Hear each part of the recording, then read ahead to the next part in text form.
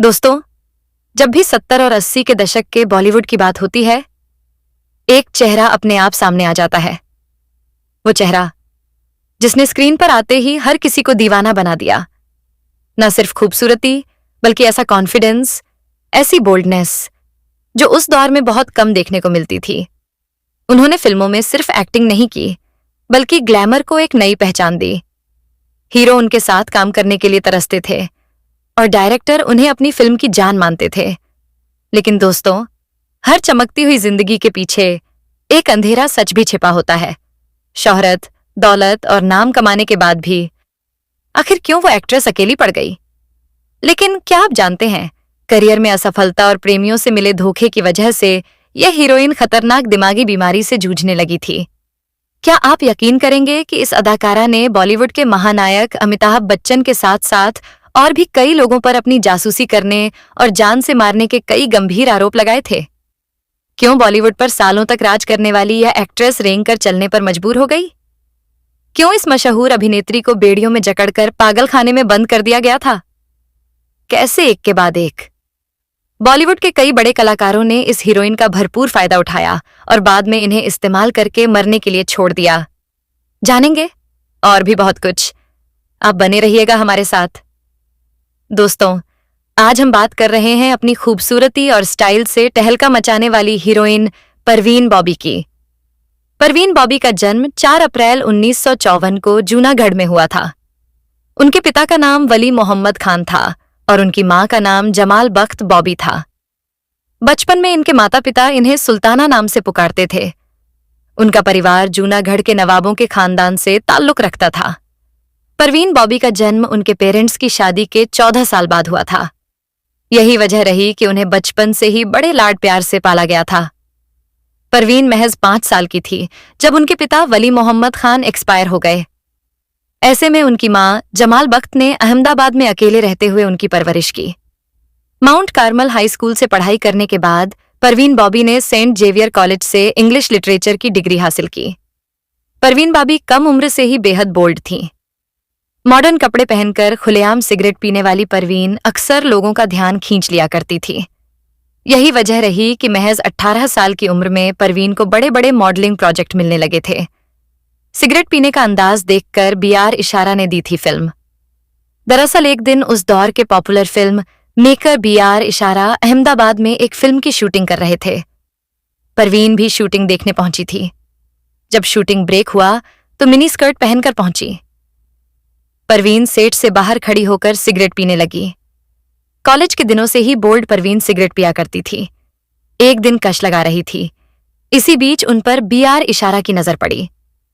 परवीन बॉबी का बिंदास look B R इशारा को पसंद आ गया और उन्होंने परवीन को हीरोइन बनाने का ठान लिया। इसके बाद बीआर इशारा ने तुरंत अपने फोटोग्राफर से कहा, जाओ, उस लड़की की इजाजत लेकर उसकी कुछ तस्वीरें क्लिक कर लाओ। फोटोग्राफर गया और परवीन ने तस्वीरें खींचने की इजाजत दे दी। बीआर इशारा को वह तस्वीरें इतनी पसंद आई कि उन्होंने तुरंत परवीन बॉबी से बात की और अपनी फिल्मों में काम करने का सुझाव दिया। परवीन ने भी उन्हें बड़े कॉन्फिडेंस से जवाब दिया कि फिल्म की कहानी पसंद आई तो जरूर काम करूंगी। परवीन बॉबी का जवाब सुनकर बीआर इशारा दंग रह गए कि कैसे एक यंग लड़की में इतना कॉन्फिडेंस हो सकता है। उन्होंने तुरंत परवीन को अपनी आने वाली फिल्म चरित्र की कहानी सुनाई, जो परवीन बॉबी को पसंद आ गई। इस तरह परवीन को उनके करियर की पहली फिल्म चरित्र मिल गई। हालांकि परवीन की पहली फिल्म बॉक्स ऑफिस पर बुरी तरह फ्लॉप रही, लेकिन उनकी खूबसूरती और अभिनय से इंप्रेस होकर कई फिल्म मेकर उन्हें फिल्में ऑफर करने लगे। 1974 में रिलीज हुई फिल्म मजबूर परवीन बॉबी की दूसरी फिल्म थी, जिससे वह देश भर में पहचानी जाने लगी थी। इस फिल्म में उन्होंने अमिताभ बच्चन के साथ पहली बार काम किया था। आगे उन्होंने अमिताभ की फिल्म दीवार में डांसर का रोल प्ले कर खुद को इंडस्ट्री की टॉप एक्ट्रेसेस में शामिल कर लिया। 70 के दशक का वह दौर जब हिंदी सिनेमा में हीरोइनें सिर्फ साड़ी या सलवार में ढकी रहती थीं। उसी दौर में परवीन बॉबी आई और उन्होंने छोटे स्कर्ट, खुले बाल और बेफिक्र अंदाज से हर किसी का दिल जीत लिया। खैर, इसके बाद उनकी कुछ लोकप्रिय फिल्में देखने को मिली, जिनमें अमर अकबर एंथनी, शान, कालिया, नमक हलाल, काला पत्थर, सुहाग, क्रांति, रजिया सुल्तान और इरादा जैसी दर्जनों सुपरहिट फिल्मों में काम किया। अमर अकबर एंथोनी साल 1977 में रिलीज हुई थी। यह फिल्म जबरदस्त हिट हुई। फिल्म में विनोद खन्ना, अमिताभ बच्चन, ऋषि कपूर, शबाना आजमी, परवीन बॉबी और नीतू सिंह प्रमुख किरदारों में नजर आए थे। फिल्म का निर्देशन मनमोहन देसाई ने किया था। फिल्म को हिंदी सिनेमा की क्लासिक फिल्मों में गिना जाता है। इस फिल्म में परवीन बॉबी का रोल पहले जीनत अमान को ऑफर हुआ था, लेकिन डेट्स की इशू की वजह से वह इस फिल्म का हिस्सा नहीं बन पाए।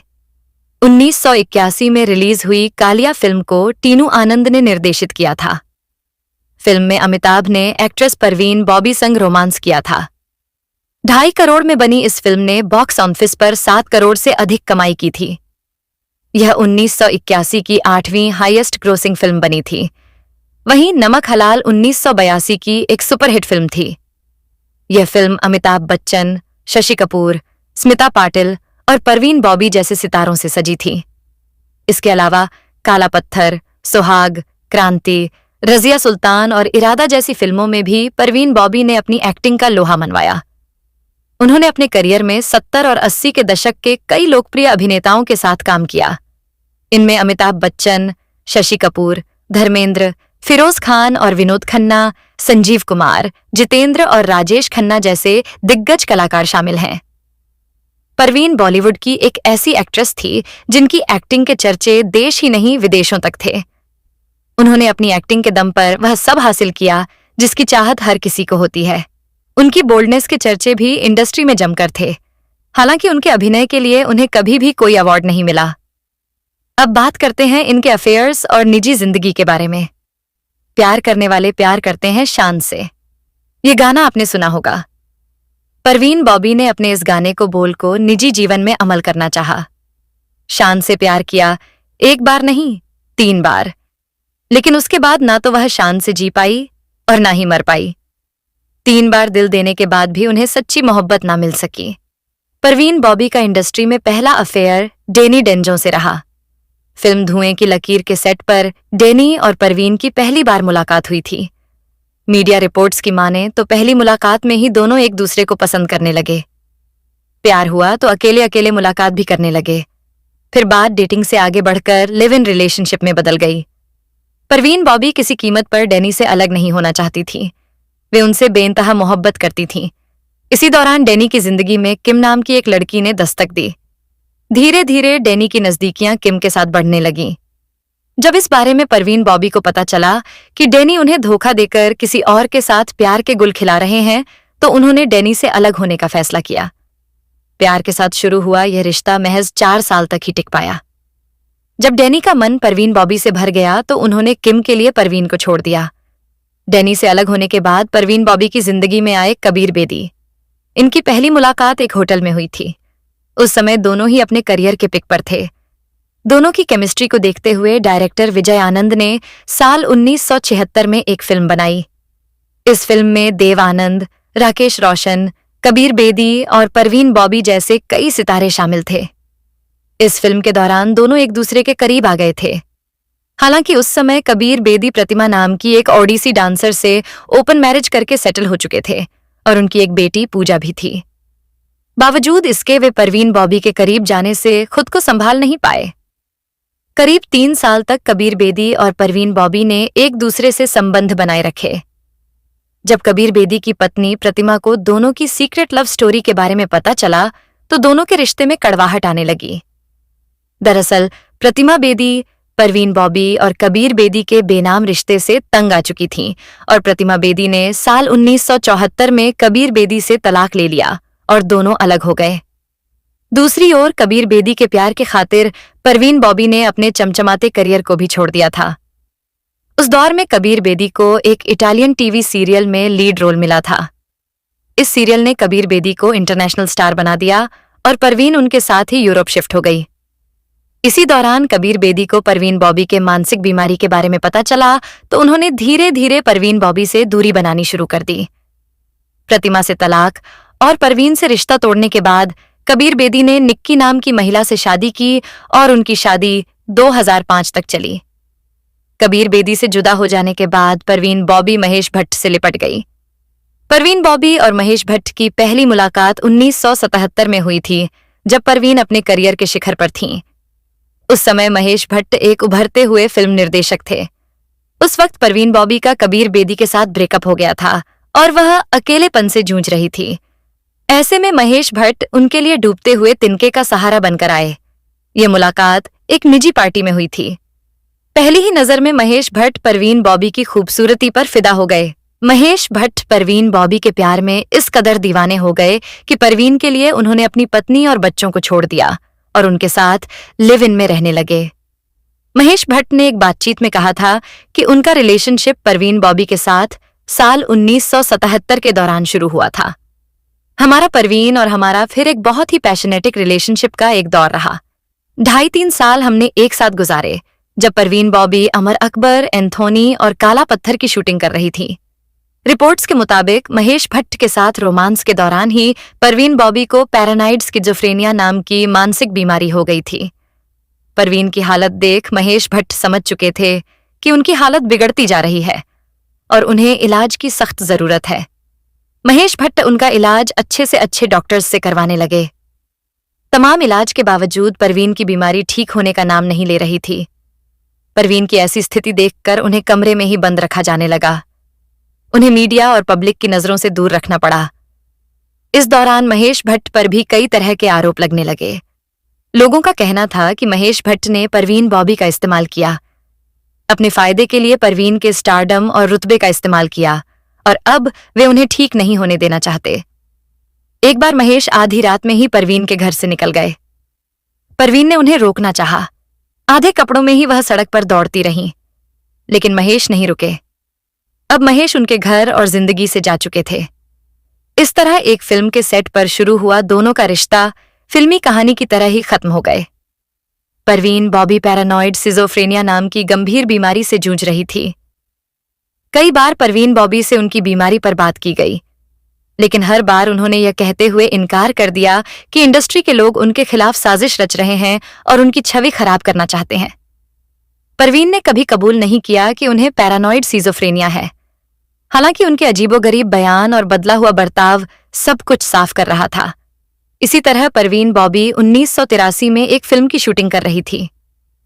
शूटिंग के बीच ही 30 जुलाई 1983 को परवीन गायब हो गई।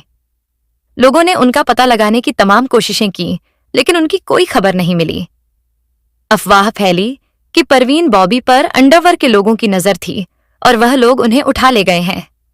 फिर 1984 में परवीन बॉबी को न्यूयॉर्क एयरपोर्ट पर पुलिस ने दबोच लिया और पागल खाने में बंद करवा दिया। दरअसल परवीन बॉबी एयरपोर्ट पर अजीब बर्ताव कर रही थी, जिसके चलते उन्हें हथकड़ियां पहनाकर पागलों के साथ बंद कर दिया गया। इस बात की जानकारी मिलने के बाद जैसे ही इंडियन काउंसिल के अधिकारी उनके पास पहुंचे और उन्होंने परवीन को वहां से रिहा करवाया। 6 साल बाद परवीन बॉबी मुंबई लौट आई। वापस लौटकर परवीन ने दोबारा फिल्मों में काम करना शुरू कर दिया। इसी दौरान साल 1988 में परवीन को अमिताभ बच्चन के साथ फिल्म शान में कास्ट किया गया था। एक दिन फिल्म का टाइटल सॉन्ग शूट हो रहा था कि तभी परवीन ने शोर मचाते हुए शूटिंग रुकवा दी। उन्होंने कहा कि सेट पर उनकी हत्या की साजिश रची गई थी। उन्होंने को स्टार अमिताभ बच्चन पर आरोप लगाते हुए कहा कि वह उनकी जान के पीछे पड़े हैं। परवीन के यह संगीन आरोप सुनकर हर कोई हैरान था, लेकिन उनकी मानसिक स्थिति किसी से छिपी नहीं थी। शूटिंग रुक गई और परवीन घर चली गई। बाद में मेकर्स के कहने पर परवीन बॉबी ने इस फिल्म में काम किया। साल 1990 में फिल्म फेयर मैगजीन को दिए इंटरव्यू में परवीन ने कहा, Amitabh Bachchan super international gangster है। वह मेरी जान के पीछे है। उनके गुंडों ने मुझे किडनैप किया और एक आइलैंड में रखा, जहां उन्होंने सर्जरी कर मेरे कान के नीचे एक चिप लगा दी थी। अमिताभ बच्चन के बाद परवीन ने bill Clinton, Prince Charles, US government से जुड़े कई नामी लोगों के खिलाफ केस फाइल किया। परवीन का कहना था कि यह लोग उनकी जान लेना चाहते हैं। हालांकि कोर्ट ने सबूतों की कमी के चलते केस बंद कर दिया। परवीन बॉबी सुर्खियों में तब आई जब उन्होंने कहा कि उनके पास संजय दत्त और 1993 में हुए सीरियल बम धमाकों से जुड़े पुख्ता सबूत है। उन्हें सुनवाई के लिए कोर्ट बुलाया गया, लेकिन वह पहुंची ही नहीं। बाद में उन्होंने कहा, अगर मैं आती तो मेरी हत्या कर दी जाती। परवीन बॉबी के अपार्टमेंट के बाहर दूध के पैकेट और अखबार जमा हो रहे थे। वह आमतौर पर रोजाना अखबार और दूध समय पर उठा लिया करती थी, लेकिन उस दिन पड़ोसियों ने गौर किया कि परवीन कई दिनों से घर से बाहर नहीं निकली है। जब पड़ोसियों ने पास जाकर झांकने की कोशिश की तो फ्लैट से सड़न की बह आ रही थी। वह दुर्गंध इतनी तेज थी कि कोई दरवाजे के पास सांस नहीं ले पा रहा था।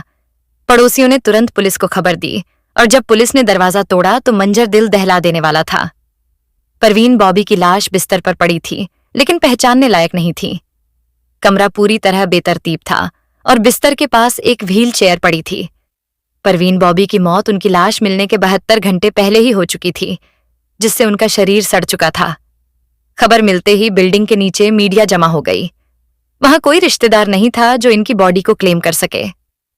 मौत से चंद महीनों पहले परवीन क्रिश्चियन हो चुकी थी और उनकी ख्वाहिश थी कि उनका अंतिम संस्कार क्रिश्चियन रीति रिवाजों से हो।